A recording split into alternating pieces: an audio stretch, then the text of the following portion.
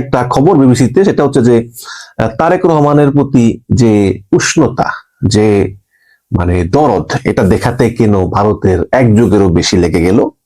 শুভজ্যোতি ঘোষ এই রিপোর্টটি লিখেছেন।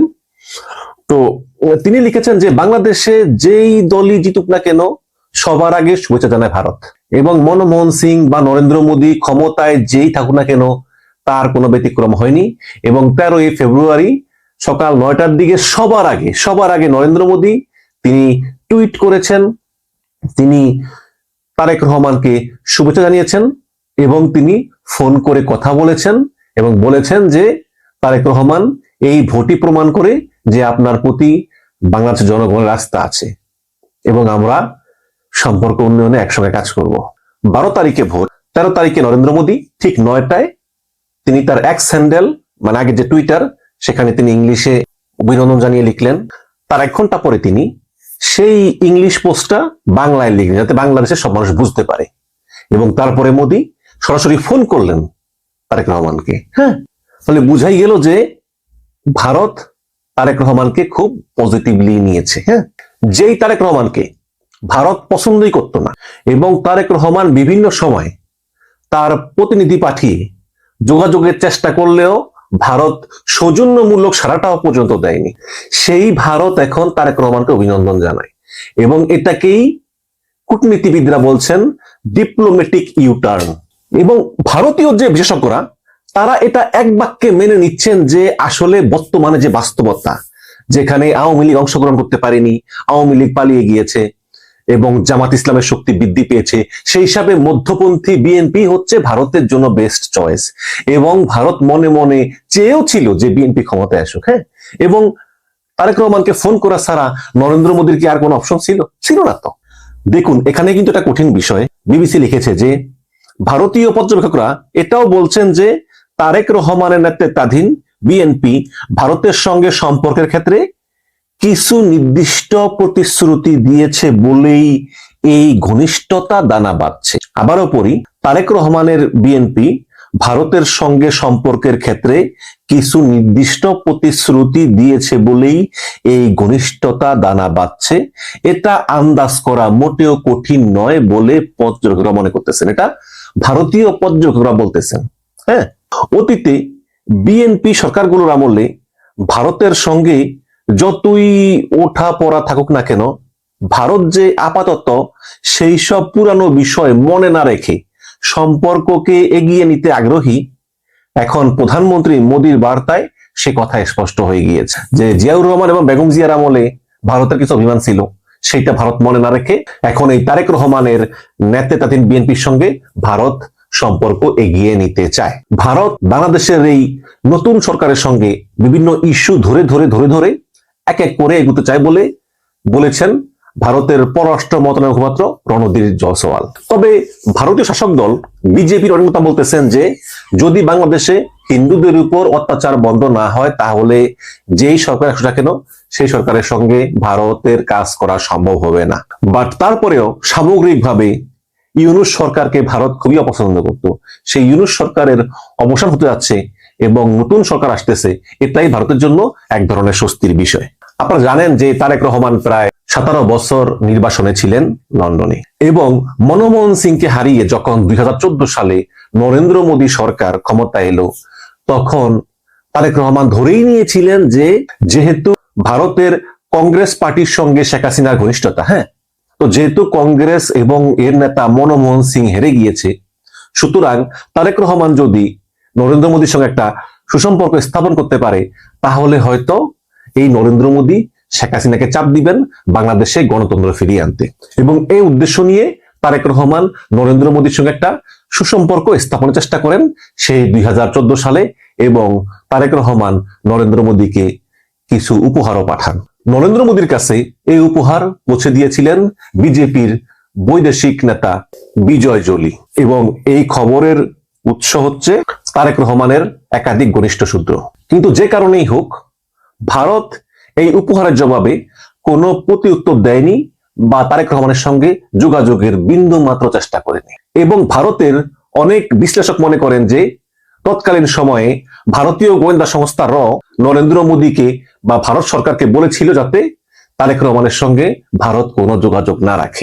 ঢাকায় নিযুক্ত ভারতের সাবেক হাই কমিশনার পিনাক রঞ্জন বলেন যে আসলে তারেক রহমানের সঙ্গে ভারতের যোগাযোগ না হওয়ার একটা কারণ হচ্ছে সেই সময় ক্ষমতায় ছিলেন শেখ হাসিনা এবং শেখ হাসিনা তাকে খুবই অপছন্দ করতেন। শেখ হাসিনা চাইতেন যাতে ভারত তারেক রহমানের সঙ্গে যোগাযোগ না রাখে। সুতরাং শেখ হাসিনার সঙ্গে সম্পর্কের উন্নতির জন্যই আসলে তারেক রহমানের সঙ্গে সেভাবে যোগাযোগ করা ভারতের পক্ষে সম্ভব হয়নি।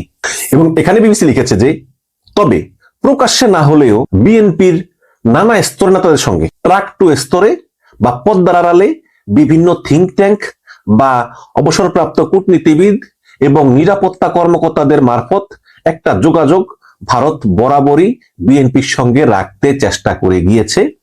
এবং পিনাক রঞ্জন চক্রবর্তী আরো বলেন বিবিসিকে যে সেই সময় তো আমি নিজেই এই ধরনের একাধিক বৈঠকে উপস্থিত ছিলাম। ভারতের দিল্লিতে, থাইল্যান্ডের ব্যাংককে এরকম বিএনপির সঙ্গে একাধিক বৈঠকে এই ভারতের সাবেক হাইকমিশনার পিনাক রঞ্জন চক্রবর্তী তিনি নিজে উপস্থিত ছিলেন। তবে এই তারেক রহমানের প্রতি ভারতের দৃষ্টিভঙ্গির সবচেয়ে বড় পরিবর্তন আসে হাসিনা পালিয়ে যাওয়ার পরে। সে 5ই আগস্টের পরে ভারত বুঝতে পারে যে বাংলাদেশের বর্তমান বাস্তবতায় আসলে বিএনপি ছাড়া ভারতের আর কোনো গতি নেই।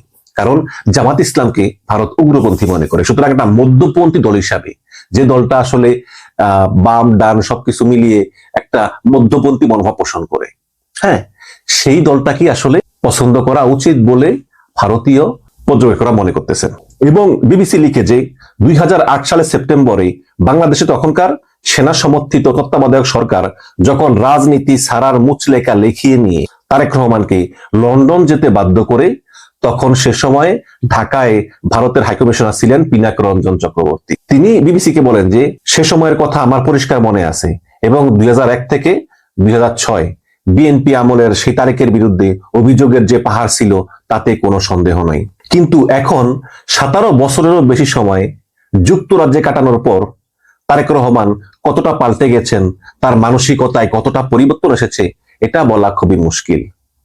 কিন্তু আমরা এই ধারণা করতেই পারি যে নরেন্দ্র মোদী যেভাবে এখন তার প্রতি ওপেন আউটরিচ করছে এবং মোদী তাকে চিঠি লিখছেন, শুভেচ্ছা জানাচ্ছেন বা ফোন করছেন, তাতে অবশ্যই ভারত তারেক রহমানের কাছ থেকে নির্দিষ্ট কিছু বিষয়ে প্রতিশ্রুতি পেয়েছে, এটা মনে করেন পিনাক রঞ্জন চক্রবর্তী, তিনি বিবিসিকে বলছেন। এখন প্রশ্ন হচ্ছে যে তারেক রহমান ভারতকে ঠিক কি প্রতিশ্রুতি দিয়েছেন। পিনাক রঞ্জন মনে করেন যে এখন এইসব প্রতিশ্রুতিগুলো ঠিক কি হতে পারে সেটা আন্দাজ করা কঠিন হলেও বিএনপিও আপাতত তাদের পুরানো ভারত বিরোধিতার রাজনীতিকে আঁকড়ে থাকবে না বলেই দিল্লির অনেক বিশ্লেষকরা মনে করতেছে। আগে যেমন বেগম জিয়ার আমলে বাঙাল জাতীয়তাবাদ এবং ভারত বিরোধী একটা আওয়াজ তুলে তারা ভোট টানত, মনে করা হতো যে আওয়ামী লীগ মানেই ভারতের পক্ষে, বিএনপি মানেই ভারত বিরোধী। সেই ধরনের রাজনীতি থেকে তারেক রহমান নিজেকে একটু সরিয়ে নিচ্ছেন বলেই ভারতীয় বিশ্লেষকরা মনে করেন। তারেক রহমানের বিএনপি তাদের পররাষ্ট্রনীতিতে সবার আগে বাংলাদেশ বলে থাকলেও তারেক রহমান দেশে ফেরার পর থেকে এই পর্যন্ত তার কথায়, তার বক্তৃতায়, তার সাক্ষাৎকারে কোথাও তিনি ভারতের বিরুদ্ধে কোনো কথা বলেননি এবং এটাকেও ভারত ইতিবাচক হিসাবে কিন্তু দেখতেছে। এবং শুধু তাই না, হবু প্রধানমন্ত্রী তারেক রহমানের উপরই যে বাংলাদেশের মানুষের আস্থা, এই কথা টুইটারে লিখতে বিন্দু মাত্র সময় নেননি প্রধানমন্ত্রী নরেন্দ্র মোদী। খুব তড়িঘড়ি করে তিনি লিখে দিয়েছেন। এখন দেখুন, দিল্লির থিঙ্ক ট্যাঙ্ক মনোহর পারিক্কর IDSA এর সিনিয়র ফেলো স্মৃতি পট্টনায়ক বলেন যে শেখ হাসিনাকে বাংলাদেশের কাছে ফেরত চাওয়ার দাবি নিয়েও পরবর্তী বিএনপি সরকার খুব বেশি জোরাজুরি করবে না বলেই তার বিশ্বাস। অথচ মোহাম্মদ ইউনূস বারে বারে শেখ হাসিনাকে ফেরত চেয়ে এটাকে খুব বড় ইস্যু করার চেষ্টা করেছিল। তারেক রহমানের সরকার বা বিএনপি সরকার বা বিরোধীরা মানে জামাতে ইসলাম এখনো হয়তো মুখে মুখে সেই দাবি জানাবেন, কিন্তু তার জন্য ভারতের সঙ্গে অন্য কোনো আলোচনা থমকে থাকবে এমনটা হওয়ার সম্ভাবনা নেই বলেন ডক্টর পট্টনায়ক। এবং তিনি আরো বলেন যে গত প্রায় 1.5 বছর ধরে বাংলাদেশে অনেক সংখ্যালঘু নির্যাতন হয়েছে। ভারত বারে বারে তাদের উদ্বেগের বিষয় জানিয়েছে এবং ভারত বলেছে যে সংখ্যালঘু নির্যাতন বাংলাদেশে বন্ধ করা উচিত, কিন্তু ইউনূস সরকার বারে বারে এই সংখ্যালঘু নির্যাতনের বিষয়টা প্রোপাগান্ডা বলে উড়িয়ে দিয়েছেন। ইউনূস সরকার বলেছেন যে সংখ্যালঘু নির্যাতনের যেই অভিযোগ ভারত তুলতেছে এর 99%ই ভুয়া, আসলে এই সংখ্যালঘু নির্যাতনগুলো আসলে শুধু সংখ্যালঘু বলে না, এগুলি জমি জমা বা বিভিন্ন অন্য কারণে হয়।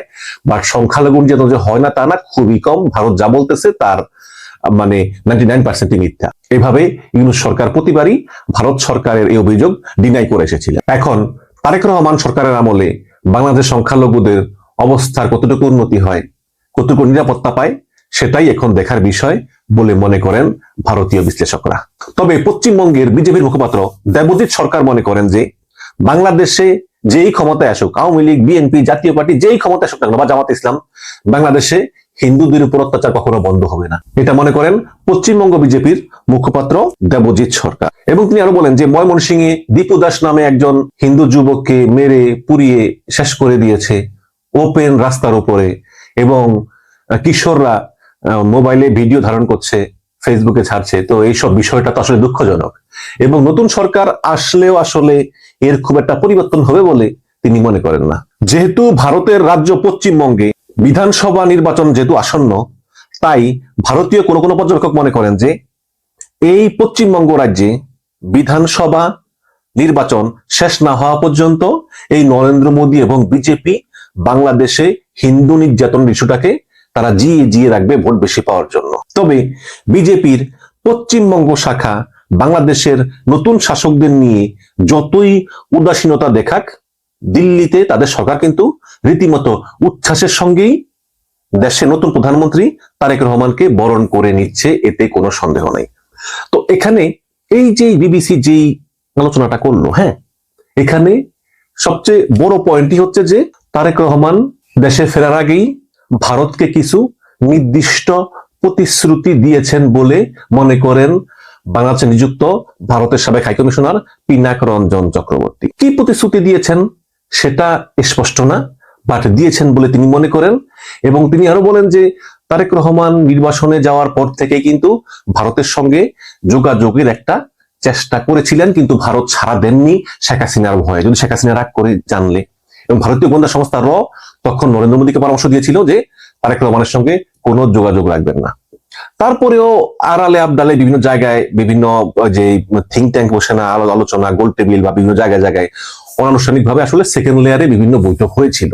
হয়তো বাবির খসরু মাহমুদ চৌধুরীরা বিভিন্ন ভাবে চেষ্টা করেছিলেন ভারতের সঙ্গে সম্পর্ক উন্নয়নের জন্য, কিন্তু শেখ হাসিনা পালিয়ে যাওয়ার পর আসলে ভারতের আর কোনো উপায় ছিল না তারেক রহমানের সঙ্গে যোগাযোগ না করার। এবং বলাই বাহুল্য যে বর্তমানে এই বিএনপি ক্ষমতার সাথেই ভারত খুশি হয়েছে এবং যোগাযোগ করার চেষ্টা করতেছে, সম্পর্ক উন্নয়ন করার চেষ্টা করতেছে, এবং এটা কতটুকু উন্নয়ন হয় সেটাই এখন দেখার বিষয়। এবং 2001 থেকে 2006 সাল পর্যন্ত যে বিএনপি জামাত জোট ক্ষমতায় ছিল, সেই সময়ের তারেক রহমানের প্রতি ভারতের দৃষ্টিভঙ্গি কিন্তু মোটেও ভালো ছিল না। কিন্তু 17 বছর পর এই তারেক রহমানের মন মানসিকতা কতটুকু পরিবর্তন হয়েছে সেটার উপরেই ভারত এখন তীক্ষ্ণ নজর রাখতেছে। এবং তারেক রহমানকে ওয়েলকাম জানালেও ভারত যে খুব সতর্কতার সঙ্গেই তারেক রহমানের সঙ্গে সম্পর্ক এগিয়ে নিতে চায়, এতে কোনো সন্দেহ নেই।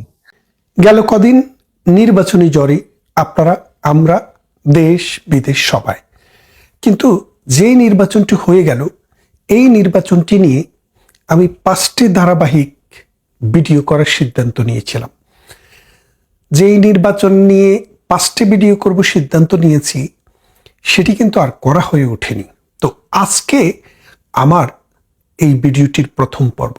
এই পর্বটিতে আমি দেখাতে চাই যে বাংলাদেশে বিএনপি, জামাতে ইসলামী, এনসিপি এবং অন্যান্য যে ছোটখাটো দল, তারা যে ভোট পেয়েছে এবং এরশাদের দল সব জায়গায় হেরেছে, এর কারণ কি, কেন, এটা নিয়ে একটু আলোকপাত করতে চাই।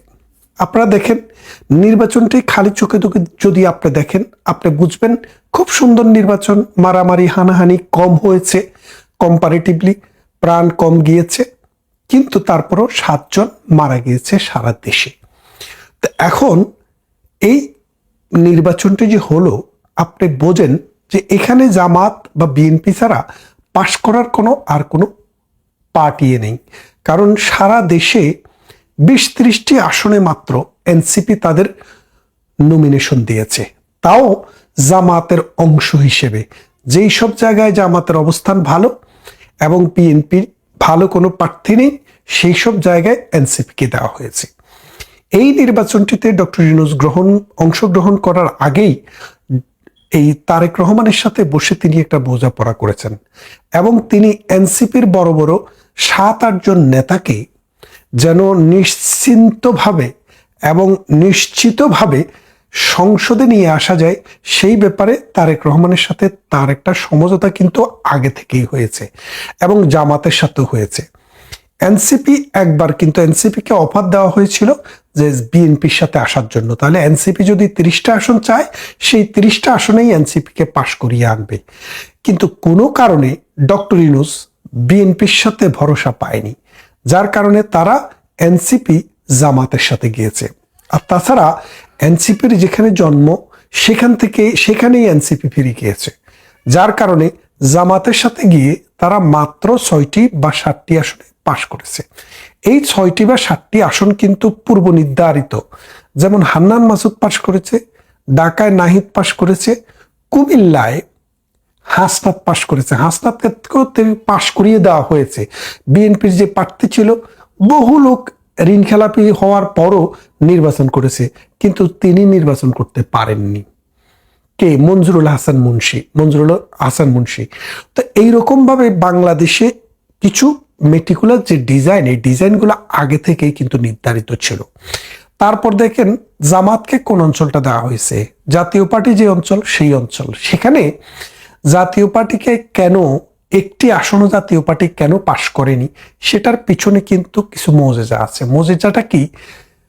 বাংলাদেশ আওয়ামী লীগ কিন্তু নির্বাচনে আসতে পারেনি। ডক্টর ইউনূস একদম স্ট্রিক্টলি নির্দেশনা ছিল যে জাতীয় পার্টির কেউ যেন নির্বাচনে আসতে না পারে প্রথম দিকে। পরবর্তীতে বাধ্য হয়ে জাতীয় এবং আন্তর্জাতিক চাপের ফলে যেহেতু আওয়ামী লীগও নেই, একদম খালি মাঠ হয়ে যাচ্ছে, সেই জন্য জাতীয় পার্টিকে অনুমোদন দেওয়া হয়। কিন্তু জাতীয় পার্টি তাদের নির্বাচনী প্রচারণা করতে পারে নাই, অফিস খুলতে পারে নাই। জাতীয় পার্টির অফিস ভাঙা নিয়ে তো এই বিকাশ নূর কি পরিমাণ মাইটটা খেলো আপনারা দেখেছেন। তো সেই কারণে জাতীয় পার্টিকে মেটিকুলাস ডিজাইনের অংশ হিসেবে শামীম পাটোয়ারির মতো লোককেও হারিয়ে দেওয়া হয়েছে। এখন হারিয়ে যেতে যে কেউই হারতে পারে, কিন্তু জাতীয় পার্টি একটি আসনও পায়নি। এটা দ্বারা আওয়ামী লীগকে ইন্ডিকেট করার তিনি চেষ্টা করেছেন যে আওয়ামী লীগ থাকলেও কোনো আসন পেত না। এটা ডক্টর ইউনূসের উর্বর মস্তিষ্ক থেকে যাই আসুক, বাংলাদেশের মানুষ জানে যে আওয়ামী লীগ যদি নির্বাচনে আসতো তাহলে এই জামাতে ইসলামী 3টার বেশি আসন পেত না। সেইখানে বিএনপি আওয়ামী লীগের মধ্যে একটা হাড্ডাহাড্ডি লড়াই হতো, সেখানে বিএনপিও জিততে পারত, আওয়ামী লীগও জিততে পারত। জামাতের কোনো খাবার এই দেশে ছিল না। আপনারা যদি একটা জিনিস খেয়াল করে দেখেন, বিএনপি জোট 212টি আসন পেয়েছে, পক্ষান্তরে জামাত জোট 72টি আসন পেয়েছে, বা 80টি আসন পেয়ে 70টি আসন পেয়েছে, 72টি আসন পেয়েছে। এই 72টি আসনের মধ্যে আপনি যদি খেয়াল করে দেখেন 28টি আসনে বিএনপির বিদ্রোহী প্রার্থী ছিল। এই বিদ্রোহী প্রার্থীর 21 জন প্রার্থী জয় পরাজয় নির্ধারণ করেছে জামাতের। এখন যদি জামাতের এই 21টি আসনকে যদি আপনি বাদ দেন, তাহলে জামাতের আসন কিন্তু 40-এর নিচে, 40-এ চলে আসে। তো সেই ক্ষেত্রে হিসেব করে দেখেন যে আওয়ামী লীগের অ্যাবসেন্সে যদি জামাতে ইসলামী 40টি আসন পায়, এটা খুব দাতব্যের মধ্যে নেওয়ার কোনো বিষয় নয়। কারণ বিএনপি এককভাবে তো সব আসন নেবে না, সব আসন পাবেও না। ঠিক এই ডিজাইনটা সেভাবে করা হয়েছে, যার কারণে জামাতে ইসলামী ধরে নিয়েছিল। এবং বাংলাদেশে আমার গ্রাম আপনার গ্রাম, যার যার গ্রামে একটু খবর নিয়ে দেখেন, সবার মধ্যে এরকম একটা মানুষের মধ্যে এরকম একটা প্রচারণা চালিয়ে দেওয়া হয়েছিল যে জামাত ক্ষমতায় চলে আসতেছে, ডিসিউসি যা আছে সব জামাতের, আওয়ামী লীগের কেউ নাই, বিএনপির কেউ নাই, সবে জামাতের, সুতরাং জামাতকে তারা নিয়ে আসবে। কিন্তু আসলে বিষয়টা এরকম না। মেটিকুলাস যে ডিজাইনটা ছিল প্রথম দিকে, ডক্টর ইউনূসের ডিজাইন ছিল এনসিপি এবং জামাতে ইসলামীকে ক্ষমতায় নিয়ে আসা, নিয়ে এসে হা না ভোটের ভিত্তিতে আপনি ওই বাংলাদেশের কনস্টিটিউশনটা বদলিয়ে ফেলা, বাংলাদেশকে পাকিস্তানমুখী করে দেওয়া, বাংলাদেশের স্বাধীনতা যুদ্ধকে কবর রচনা করে দেওয়া, এবং নতুনভাবে এই রাজাকারী, আলবদরি এবং মৌলবাদী জঙ্গিবাদী একটা রাষ্ট্রের দিকে বাংলাদেশের টিকিট করে দেওয়ার খেয়ালটা ডক্টর ইউনূসের ছিল। কিন্তু শেষের দিকে এসে সেনাবাহিনী এটাতে বাদ সেধেছে। সেনাবাহিনী বলেছে যে আমরা এসব কিছু মেনে নেব না এবং আমরা জামাতকে কোনোভাবেই ক্ষমতায় আসতে দেব না। কেন দেব না? জামাত, বাংলাদেশের মানুষ জামাত করে যে পরিমাণ সেটা খুবই নগণ্য। আপনি যদি জামাত মানে ডক্টর ইউনূস যদি জোর করে জামাতকে মানুষের গাড়ে চাপিয়ে দেয়, এই দেশ, এই সমাজ, এই রাষ্ট্র ধ্বংস হয়ে যাবে। এই দেশে যুদ্ধ অনিবার্য হয়ে উঠবে, গৃহযুদ্ধ শুরু হবে। ৭১ এবং ২৪ নিয়ে যে দ্বন্দ্ব হবে, সেই দ্বন্দ্বে রক্তের বন্যা বাংলাদেশে বয়ে যাবে। তখন আর্মি, পুলিশ এবং বিডিআর, যেটাকে বিজিবি বলে, বিজিবি কখনো এটাকে মেনে নেয়নি। না নেওয়ার ফলে এটা শুরু হয়েছে ঠিক হাদির হত্যার বিচার চেয়ে যেদিন তারা একটি আন্দোলনের ডাক দিয়েছিল, ঢাকায় যমুনা ঘেরাওয়ের ডাক দিয়েছিল। এটার উদ্দেশ্য ছিল নির্বাচনটাকে আরো একটু পিছনে নেওয়া, আরো পিছনে নেওয়া মানে একবারে জুনে চলে যাওয়া, কারণ সামনে ঈদ, তারপরে আরো কিছু বিষয় আছে যার কারণে জুনের আগে হবে না। সেরকম একটা ধান্দা নিয়ে তারা এসছে। কিন্তু আর্মি এবং পুলিশ এই জিনিসটাকে খুব কঠিন হস্তে দমন করেছে। আপনি দেখেছেন কুকুরের মতো পিটিয়েছে, মানে কেমন পিটা পিটিয়েছে।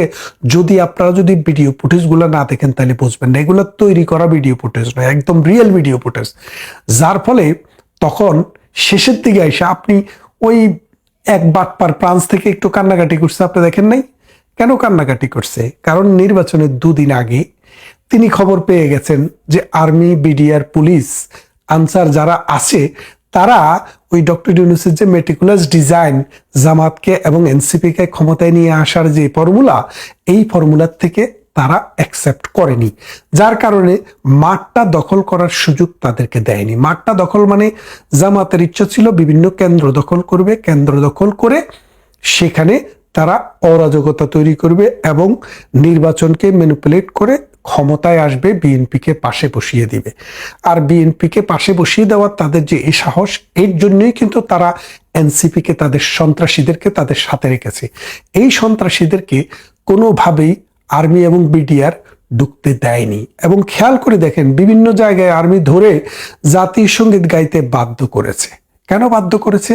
যে তোরা তো পাকিস্তানের সন্তান, তোরা তো বাংলাদেশের সন্তান না, তোরা স্বপ্নে দেখিস পাকিস্তান, তোরা ৭১ বিরোধী শক্তি, তোরা ৭১-এর পরাজিত শক্তি। সেই জন্য আর্মিরা তাদেরকে দিয়ে জাতীয় সঙ্গীত গাইয়েছে। তাহলে খেয়াল করে দেখেন যে আর্মিরা যখনই এই মোড়টা নিল, তখন ডক্টর ইউনূস সুর বদল করলেন। ডক্টর ইউনূস সুর বদল করে বললেন যে ঠিক আছে, অন্ততপক্ষে নির্বাচনে ভোটটাকে একটু বাড়িয়ে দেখতে হবে। আপনারা দেখেন, যত রাজনৈতিক বিশ্লেষক, বিদেশি সাংবাদিক, দেশি সাংবাদিক, যারাই ঢাকায় নির্বাচন পর্যবেক্ষণ করেছে, তাদের কাছ থেকে আপনি একটু খবর নিয়ে দেখেন, টেলিভিশনগুলো দেখেন, রেডিও দেখেন এবং ভিডিওগুলো অনলাইন মিডিয়াতে দেখেন, ঢাকাতে কোনো আসনেই 30 থেকে 35-এর উপরে ভোটার উপস্থিতি ছিল না। তাহলে আপনি যে এখন 60% ভোটার উপস্থিতি দেখাচ্ছেন, 30 থেকে 35% উপরে আপনার ভোটার উপস্থিতি ঢাকায় ছিল না। আপনি বৃহত্তর ফরিদপুরে যান, গোপালগঞ্জে যান, শেখ হাসিনার আসনে 1 লাখ ভোট টোটাল কাস্ট হয়েছে দেখানো হয়েছে। অথচ শেখ হাসিনার যেখানে ভোট কেন্দ্র, শেখ হাসিনার অঞ্চল গোপালগঞ্জ, টুঙ্গিপাড়া, সেখানে 2% ভোটও কাস্ট হয় নাই। আমরা দেখেছি যে ভোটের জন্য যাদেরকে প্রিসাইডিং অফিসার এবং পোলিং এজেন্ট নিয়োগ দেওয়া হয়েছে, তারা ঘুমিয়ে পড়েছে, কারণ মানুষ কেউ আসে না। তারপরেও 1 লাখ ভোট সেখানে কাস্টিং দেখানো হয়েছে। খুলনা 1, খুলনা 2, খুলনা 3, যে ওইসব অঞ্চলে ভোটার পার্সেন্টেজ 10 থেকে 15%-এরও নিচে ছিল। কিভাবে হলো? তাহলে আপনাদেরকে যে এই ফুলিয়ে পাপিয়ে 50 থেকে 60% দেখানো হলো, কেন দেখানো হলো? এই ভোটটা এত পড়েনি, তারপরেও কেন ভোটের পার্সেন্টেজ এত বেশি করে দেখানো হলো? কেন্দ্র থেকে কিন্তু ভোটের ফলাফল ঘোষণা করা হয়নি, ভোটের ফলাফল কিন্তু বাইরে ঝুলিয়ে দেওয়া হয়েছে। এরকম নানান কারণ আছে যে এই নির্বাচনটাকে ডিসপিউট করার মতো। তবে আমরা নির্বাচনটি হয়ে গেছে, একটা দেশ অন্তত রাহুমুক্ত হচ্ছে এখন। যদি বিএনপি নির্বাচিত হিসেবে যদি ক্ষমতা গ্রহণ করে, অন্তত দেশে আইন, বিচার এবং শাসন অন্তত একটা লাইনে আসার একটা আশা থাকে। কারণ বিএনপি আগেও রাষ্ট্র পরিচালনা করছে, খাবে, দাবে, মারবে, মরবে, সেটা একটা আলাদা বিষয়। কিন্তু বাংলাদেশ নামে যে রাষ্ট্র, এই রাষ্ট্রে বিশ্বাস করেই কিন্তু তারা রাষ্ট্র পরিচালনা করেছে এবং করবে। কিন্তু এই ডক্টর ইউনূস এবং আসিফ নজরুল গং, ৭১-এর পরাজিত শক্তিরা, তারা কিন্তু এই বাংলাদেশে বিশ্বাস করে না, এই বাংলাদেশের যে গতি সেটাতে বিশ্বাস করেনি, যার কারণে তারা এটাকে ভিন্ন পথে পরিচালিত করতে চেয়েছে। আমাদের কথা হচ্ছে, এই নির্বাচনের পর এখন যদি একটা গভর্নমেন্ট আসে, একটা যদি সত্যিকারের একটা যদি মানে গণতন্ত্র হোক বা সমাজতন্ত্র হোক আর রাজতন্ত্র হোক, যেটাই হোক, কিন্তু রাজনীতিবিদ দ্বারা একটা সরকার গঠিত হতে হবে। কেন বলছি রাজনীতিবিদ দ্বারা? দেখেন, স্কুল বললে মানে সেখানে টিচার আছে, মসজিদ বললে সেখানে একজন ইমাম আছে, আর হাফিজখানা বললে একজন হাফেজ আছে। ঠিক তেমনি রাজনীতি, রাষ্ট্র বললে রাজনীতিবিদ থাকবে, কারণ রাষ্ট্র হচ্ছে রাজনৈতিক প্রতিষ্ঠান। এই রাজনৈতিক প্রতিষ্ঠান যখন বিরাজনীতিকরণ হয়, প্রথম আলোদের ইন্ধনে যখন রাজনীতিবিদদেরকে বনবাসে দেওয়া হয়, আর চোরবাটপাররা এসে যখন রাষ্ট্র ক্ষমতা গ্রহণ করে, তখন রাষ্ট্রের কি চরিত্র হয়, রাষ্ট্রের কি অবস্থা হয়, আপনি বাংলাদেশে গত 17 মাসে দেখেছেন। রিকশাওয়ালার মুখে হাসি নেই, ঠেলাওয়ালার দুঃখ গোছে না, বাড়িওয়ালার দুঃখ গোছে না, বারাটিয়ার দুঃখ গোছে না। পুলিশ মরে, আর্মি মরে, বিডিআরও মরে, মরে সাধারণ মানুষ। সন্ত্রাস, চুরি, ডাকাতি, ছেঁচড়ামি, এইসবে সমাজটা অন্ধকারে নিমজ্জিত হয়ে যায়। কারণ এই সমাজকে আলো দিতে হলে একমাত্র রাজনীতিবিদ ছাড়া এই রাষ্ট্র সংস্থাটি চালানোর কোনো সুযোগ নেই, কোথাও হয়নি, ভবিষ্যতেও হবে না। তাই আমরা এই দিক থেকে অন্তত একটা নিঃশ্বাস পেলি যে বাংলাদেশে যেভাবেই হোক, যে করেই হোক, বিএনপি যখন সংখ্যাগরিষ্ঠ দল হিসেবে প্রকাশিত হয়েছে, এখন অন্তত রাজনীতিবিদের আমরা একটা সরকার দেখব। রাজনীতিবিদ যা করবে আমরা তার প্রতিবাদ করব, আমরা তার সমর্থন করব, আমরা তা প্রতিরোধ করব এবং আমরা রাজনীতি করব। এই রাজনীতি করতে হলে সমাজে রাজনীতিবিদ থাকতে হবে। ডক্টর ইউনূস এবং তার যে গং, এরা শুধু টাকা বানিয়েছে, এনসিপির শুধু ফুলে ফুলে পেট মোটা হয়েছে, বাংলাদেশটাকে চুষে খেয়েছে। 15 মাসে 16 মাসে যেই পরিমাণ দুর্নীতি বাংলাদেশে হয়েছে, আপনার ট্রান্সপারেন্সি ইন্টারন্যাশনাল হিসাব মতো বাংলাদেশে 2023 সালে শেখ হাসিনা যখন ছিল, তখন সর্বশেষ শেখ হাসিনার সময়ে বাংলাদেশের দুর্নীতিতে বাংলাদেশের অবস্থান ছিল 24তম, আর ডক্টর ইউনূস এবারে হয়েছে 13তম। তার মানেটা বুঝেন, 24 থেকে 13 আমাদের কত ধাপ নিচে নেমেছে। 22-এ মানে 24-এ এসে আমরা হয়ে গিয়েছিলাম 14, এবারে 13, মানে নিচের দিকে। আপনি জানেন দুর্নীতিতে 1 নাম্বারও কোনো একটা সময় ছিল, সেখান থেকে শেখ হাসিনা এটাকে 24তম নিয়ে গেছে। তাহলে আপনি বোঝেন, এই দুর্নীতির হিসাবটা আমরা করি না, ট্রান্সপারেন্সি ইন্টারন্যাশনাল করে। বাংলাদেশে এই ট্রান্সপারেন্সি ইন্টারন্যাশনালের হিসাব মতে এই ডক্টর ইউনূসের সময়ে বাংলাদেশ দুর্নীতিতে আরো খারাপের দিকে গেছে। তাহলে বোঝেন, রাজনীতিবিদদের একটা দুর্নাম থাকে, রাজনীতিবিদদের একটা দোষ থাকে, দোষ আছে, কিন্তু রাজনীতিবিদদের চাইতেও অরাজনীতিবিদরা যখন রাষ্ট্র পরিচালনা করেছে, রাষ্ট্রের চরিত্র, রাষ্ট্রের নীতি, আদর্শ, আইন, বিচার, শাসন কোনো কিছুকেই কিন্তু জায়গায় রাখেনি। তাই এই নির্বাচনের ভিত্তিতে যদি একটা রাজনৈতিক সরকার গঠন করা হয়, তাহলে অন্তত রাষ্ট্র যদি দিশা পায়, তাহলে আমরা তখন বুঝবো রাষ্ট্রকে কোন দিকে নিয়ে যাওয়া যায়। এই নির্বাচনের কথা যেটা বলছিলাম, এই নির্বাচনে অন্তত পক্ষে 20% ভোট বেশি দেখানো হয়েছে। 40%-এর উপরে কোনোভাবেই সারা দেশে আপনি হিসাব করে ভোট পাবেন না। আপনি মির্জা আব্বাসের আসনে দেখেন, 2 জনে মিলিয়েও 3 লাখ ভোট পায় নাই। তাহলে বাকি ভোট, এই যে মনে করেন 6 লাখ ভোটের যে একটা আসন, 5.5 লাখ ভোটের যে একটা আসন, বাকি ভোট কিন্তু পড়েনি। ঠিক তেমনি মির্জা আব্বাসের আসন না, শুধু সারা বাংলাদেশেই ভোটার যা আছে তাদের 2 গুণ 3 গুণ করে দেখানো হয়েছে, যার কারণে এই পার্সেন্টেজটা 60-এ নিয়ে যাওয়া হয়েছে। কিন্তু সত্যিকারের পার্সেন্টেজ কোনোভাবেই 40%-এর উপরে না। আর 40% ভোট হওয়া মানে হচ্ছে 60% মানুষের ভোট না দেওয়া। একটা দেশে আপনি যদি খেয়াল করে দেখেন, তত্ত্বাবধায়ক সরকারের যে 3টি নির্বাচন হয়েছে, 96, 2001 এবং 2008, গত 3টি নির্বাচন, আওয়ামী লীগের আমলের নির্বাচনগুলোকে যদি আপনি বাদও দেন, 2008 সালের নির্বাচনে 84% ভোট পড়েছে। আপনি যদি 2001 সালে যান, 76-77% ভোট পড়েছে। তাহলে এর আগের বারে যান, 75% ভোট পড়েছে। কিন্তু এবার ভোট পড়েছে সরকারি হিসেবে 59, আর আসলে সত্যিকার অর্থে এইটা হচ্ছে 40%। তার মানে হচ্ছে বাংলাদেশের মানুষ যে এখনো বাংলাদেশ আওয়ামী লীগকে ভালোবাসে, আওয়ামী লীগ যে এখনো বাংলাদেশের বনেদি একটি রাজনৈতিক পরিবার, একটি রাজনৈতিক শক্তি, এবং বাংলাদেশের বেশিরভাগ পরিবারের মধ্যে যে আওয়ামী লীগের সদস্য রয়েছে, সেটা কিন্তু এই নির্বাচনের মাধ্যমে সুনির্দিষ্ট হয়ে গেছে এবং সুস্পষ্ট হয়ে গেছে। তাই আওয়ামী লীগের কর্মী নেতা যারা আছেন তাদের প্রতি এই কথাটিই বলতে চাই, নাথিং টু ওরি অ্যাবাউট। সময়ে সামনে আপনাদের জন্যই আসবে এই দেশ, এই সমাজ মুক্তিযুদ্ধের আদর্শে অসাম্প্রদায়িক চেতনার পক্ষে মানুষ এখনো আছে, আগেও ছিল। কথা হবে দ্বিতীয় পর্বে। দ্বিতীয় পর্বটি হবে মূলত গণভোট নিয়ে। আজকের এখানেই শেষ করছি।